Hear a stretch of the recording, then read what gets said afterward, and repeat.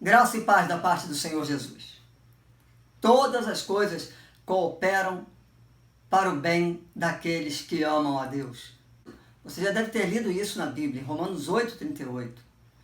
Na verdade, a leitura correta não é essa, está faltando uma palavra-chave que faz toda a diferença no entendimento desse versículo.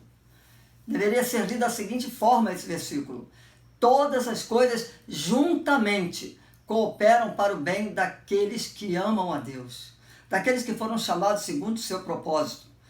Na Nova Versão Transformadora, está traduzido da seguinte forma: sabemos que Deus faz todas as coisas cooperarem para o bem daqueles que o amam e que são chamados de acordo com o seu propósito. Você precisa saber, essa palavra é dirigida a quem ama a Deus e que sabe que foi chamado com um propósito de glorificar a Deus, não importa o que aconteça na vida. Em outras palavras, tudo que acontece na vida do ser humano que ama a Deus é para o bem. Precisamos lembrar que há um combinado, há um combo, há uma ideia de cooperação. Tudo que já aconteceu, tudo que pode estar acontecendo e tudo que irá acontecer, tudo concorre para o bem. Nós lemos em Provérbios 12:21, nada em vão acontece ao justo, nenhum mal vem sobre o justo, mas os perversos enfrentam todo tipo de dificuldade. É claro que precisamos ver isso com muito cuidado, porque nós vemos tantas coisas acontecendo à nossa volta, em nossa própria vida, e questionamos que o mal está acontecendo em nossas vidas e a Bíblia está dizendo que não há mal na vida de quem ama a Deus. Na verdade, o apóstolo Paulo, na segunda epístola a Timóteo, capítulo 3, verso 12, diz: e também todos os que querem servir piamente ao Senhor Jesus padecerão perseguições. O salmista Davi, no Salmo 34, verso 19, diz: muitas são as aflições do justo. Ora, parece que há aqui um contrassenso, uma contradição. Vem o versículo e diz: nenhum mal sucederá, não há agravo sobre a vida do que ama a Deus. E de repente nós lemos em outros lugares: muitas aflições. O próprio Senhor Jesus falou: no mundo tereis aflições. Então, como entender isso à luz da palavra?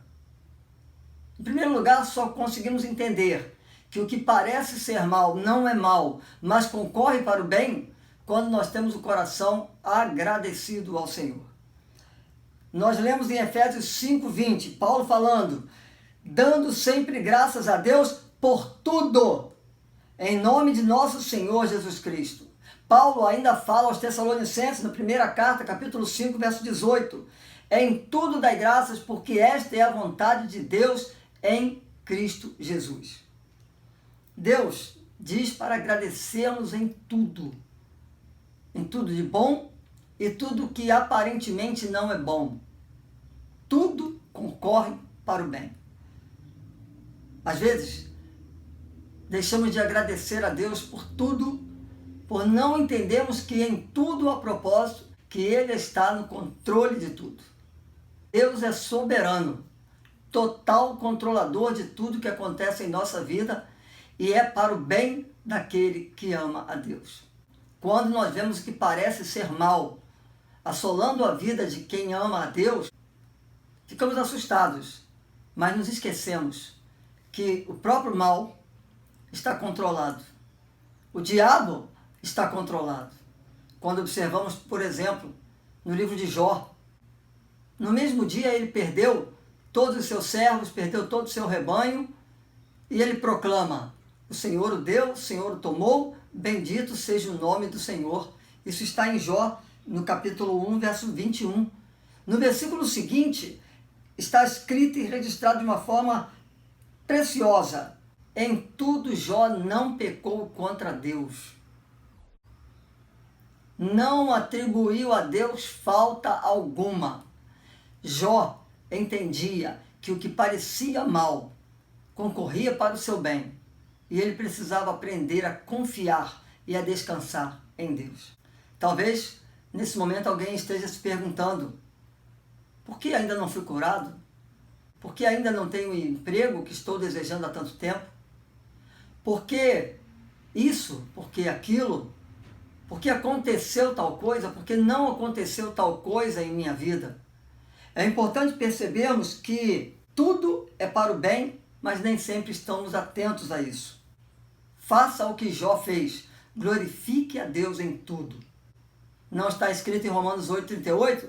Sabemos que todas as coisas contribuem juntamente para o bem daqueles que amam a Deus? Não está escrito em Provérbios 12:21, nenhum mal vem sobre o justo? E a Bíblia nos fala em Romanos 3, de 21 a 26, que quem está em Cristo, quem busca Cristo, quem recebe Jesus como Salvador em sua vida, é justificado. A fé é alojada em seu coração justamente para ser experimentada, provada e aprovada em momentos que a dor entra em nossa vida. E justamente nesses momentos, a dor, a aflição, o sofrimento, a angústia, prisões, escárnios, açoites, nada pode ser visto como mal, mas tudo faz parte da receita de Deus para o nosso bem. Paulo atravessou uma situação que parecia no mínimo conflitante. Grande pregador do Evangelho, enviado de Deus para levar a mensagem de salvação e é preso. E olha o que diz a palavra de Deus.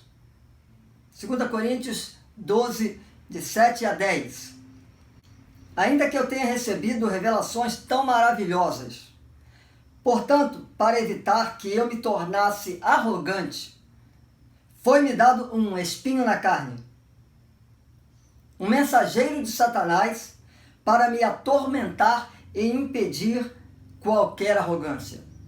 Em 3 ocasiões, supliquei ao Senhor que o removesse.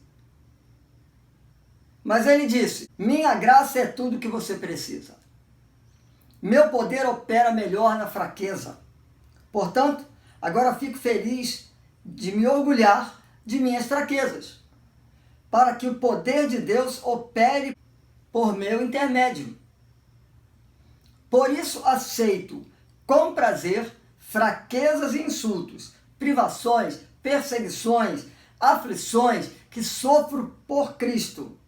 Pois quando sou fraco, então é que sou forte.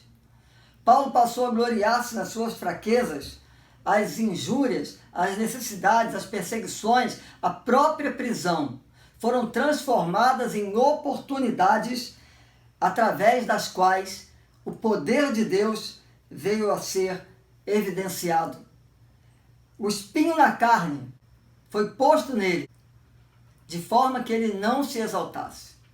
Diz o texto que Paulo pediu 3 vezes a Deus que Deus tirasse o espinho da carne. 2 orações não foram respondidas. A terceira oração é que foi.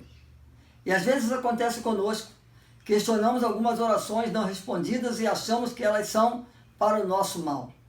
Paulo entendeu que a prisão em si não era um mal. Paulo entendeu que através daquela situação ele estava fortalecido, vendo-se fraco, mas confiando em quem tinha força.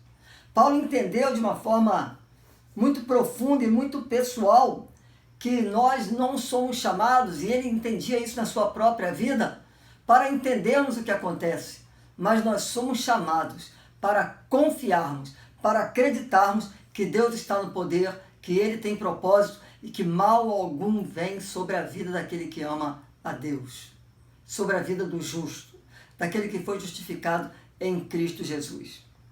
Em Isaías capítulo 55, versos 8 e 9, está escrito: porque os meus pensamentos não são os vossos pensamentos, nem os vossos caminhos os meus caminhos, diz o Senhor.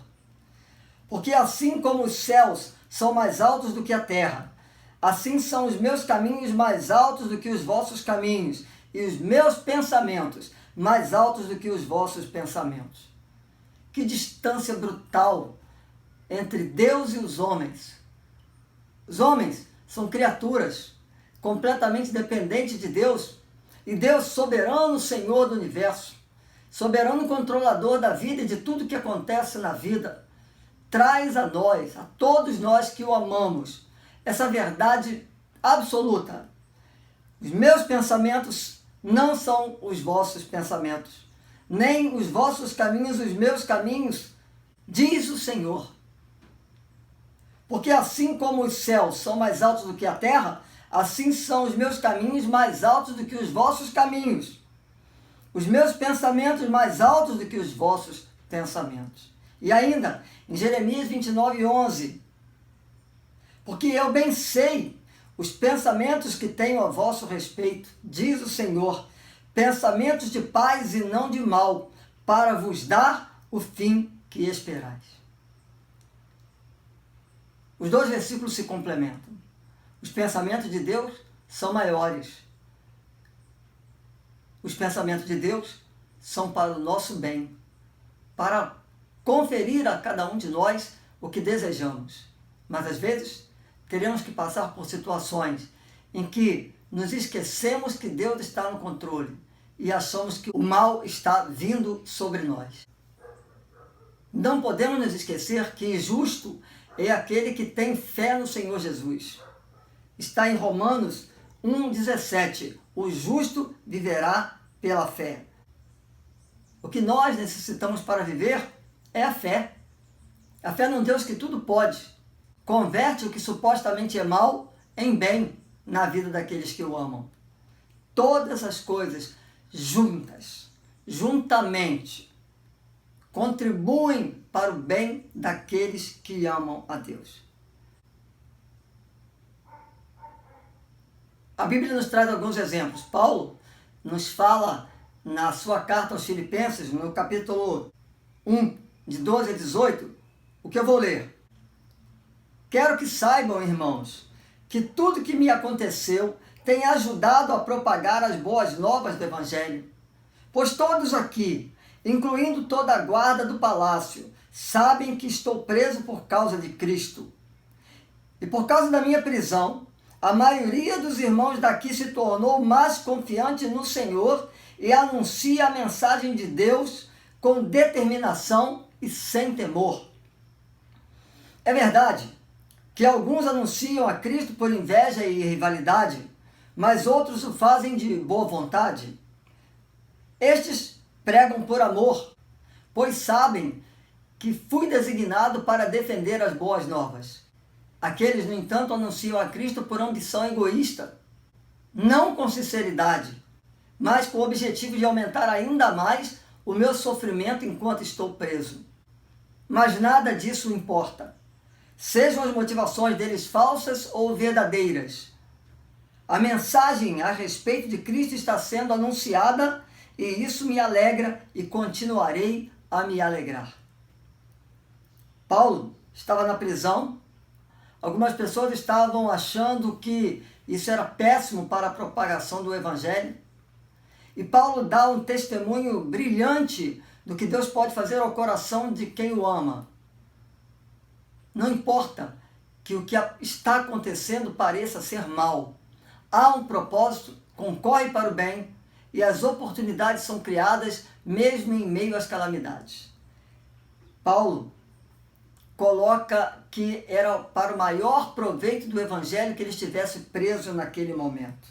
E ele fala então que as pessoas começaram a pregar com mais intrepidez, vendo um cenário que aparentemente seria mau para o Evangelho. Nesse mesmo contexto de perseguição, em Atos 16, 22 a 25, está escrito: logo, uma multidão revoltada se juntou contra Paulo e Silas e os magistrados ordenaram que os dois fossem despidos e açoitados com varas. Depois de serem severamente açoitados, foram lançados na prisão. O carcereiro recebeu ordens para não os deixar escapar, por isso os colocou no cárcere interno, prendendo-lhes os pés no tronco. Por volta da meia-noite, Paulo e Silas oravam e cantavam hinos a Deus, e os outros presos ouviam. Duas situações de prisão.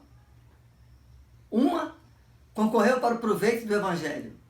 Numa outra situação, Paulo e Silas fazem o que parecia impossível. Num contexto de sofrimento, num contexto de humilhação, eles louvam ao Senhor.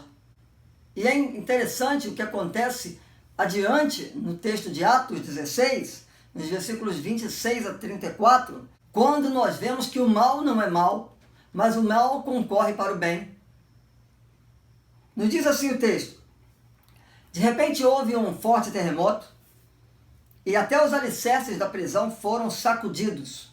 No mesmo instante, todas as portas se abriram e as correntes de todos os presos se soltaram.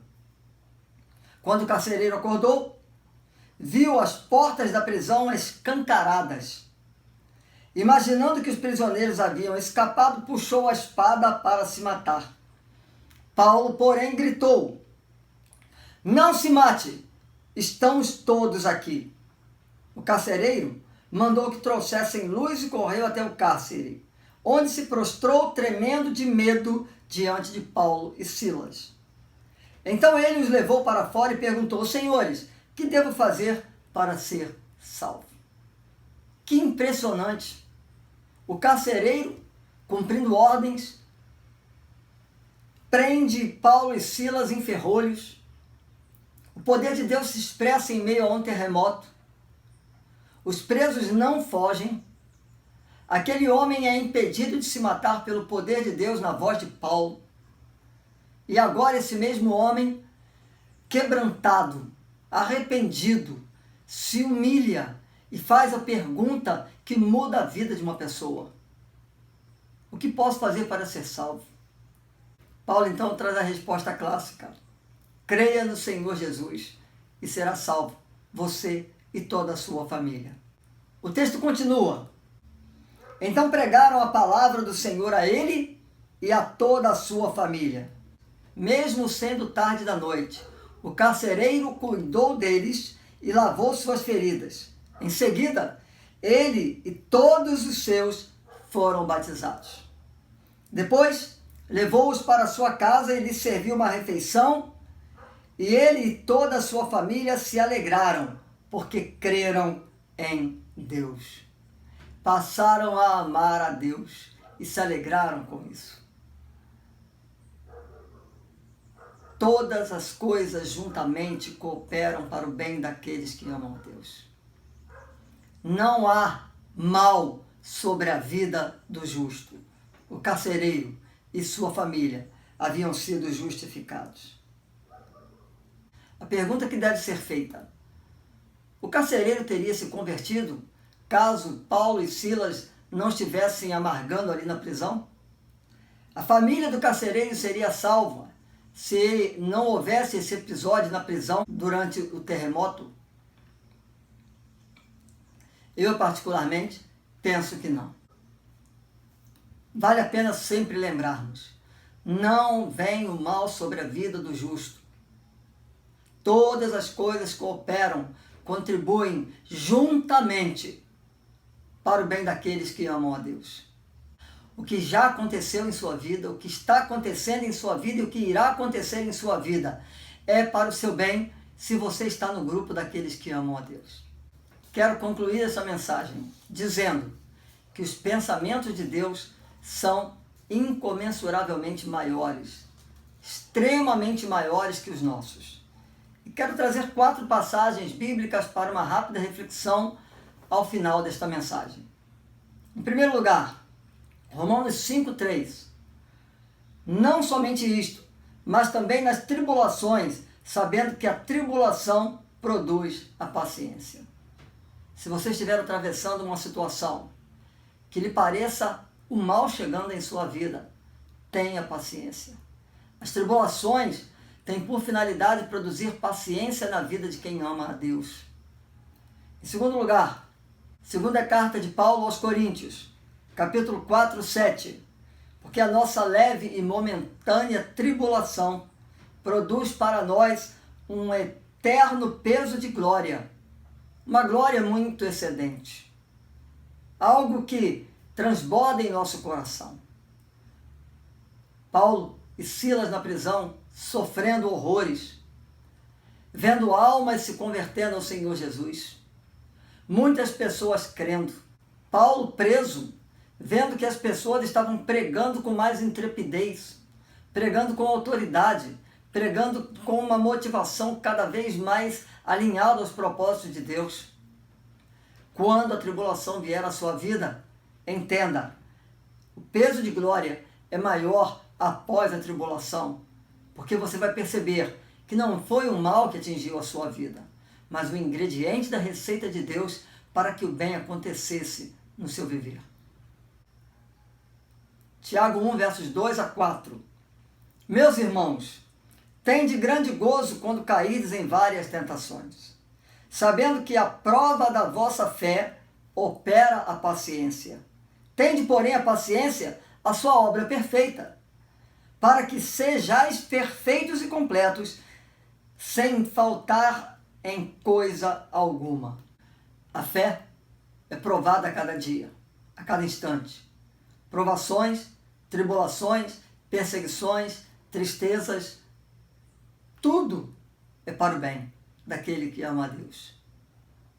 E a nossa fé tem que ser provada. Creia, mesmo nesses momentos em que tudo parece mal, o bem está sendo construído por Deus para a sua alegria, para a sua vida. Hebreus 5:8.